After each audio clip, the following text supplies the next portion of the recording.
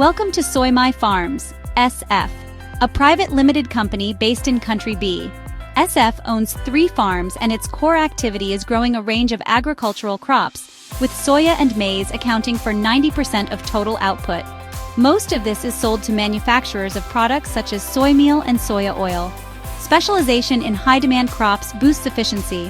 However, crop yield depends heavily on weather, leading to volatile output and income. To increase value added, SF diversified into manufacturing soya-based products such as tofu, which has enjoyed successful sales since its 2010 launch, and soy ice cream, a premium non-dairy dessert launched in 2015. These are produced at SF's factory near its farms and sold to independent retailers and a national supermarket. Manufacturing adds value and targets growth in the non-dairy market, but adds complexity and pressure on operations, especially as demand grows. SF has a mixed workforce. Core workers, for example mechanics, farm laborers, machine operators, are permanent, full-time, and experience low labor turnover. The majority of employees, however, are on flexible contracts such as temporary or zero-hour contracts. They are unskilled, receive limited training, and are all paid the same hourly wage. Labor flexibility helps reduce costs, but low training and motivation may cause poor quality, inefficiency, and conflict, especially during TQM implementation. The market for soya and maize is competitive in Country B, where SF must accept the market price. Because output varies significantly each year due to weather, price fluctuations are common. Currently, tariffs are imposed on all imported agricultural commodities including soya and maize. Processed food imports face a 10% tariff. SF has no pricing power, creating uncertainty in revenue. Tariffs provide domestic protection, but only temporarily.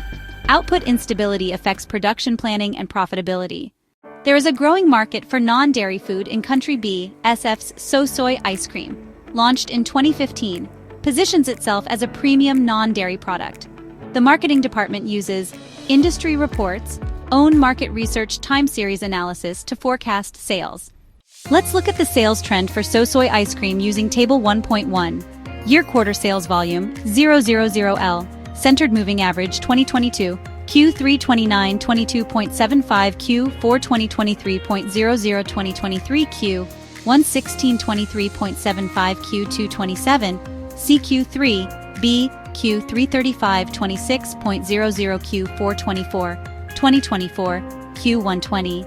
Understanding seasonal and yearly patterns helps manage inventory and production. Inaccurate forecasts may lead to overproduction or missed sales. With increasing sales of soy ice cream, tofu, and other soya products, the factory is operating above 90% capacity. The factory runs 3 shifts a day. SF's managing director is considering automating production with the latest technology outsourcing, soy ice cream production. Let's analyze the investment appraisal data for automation. Year net cash flow, $M, 0, 3.0. Capital, cost 1 0.32 0.53 0.84 1.05 1.16 1.7. NCL, $0.5 million residual. SF's required minimum AR equals sign 20%.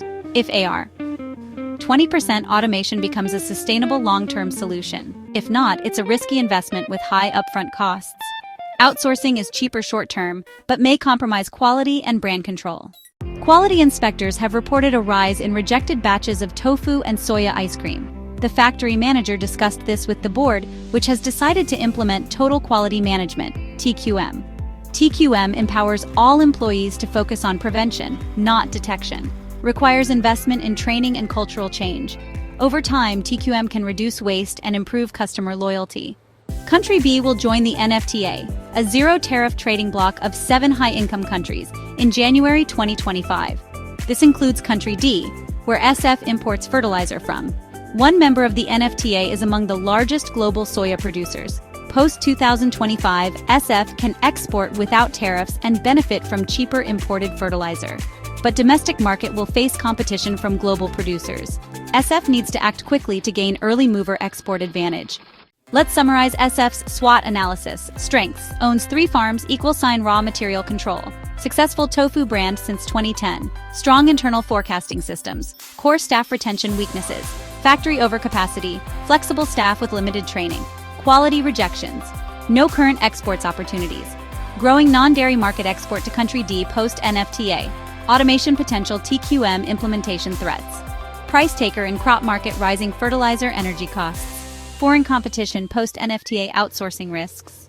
SF has come a long way, from farming to food manufacturing.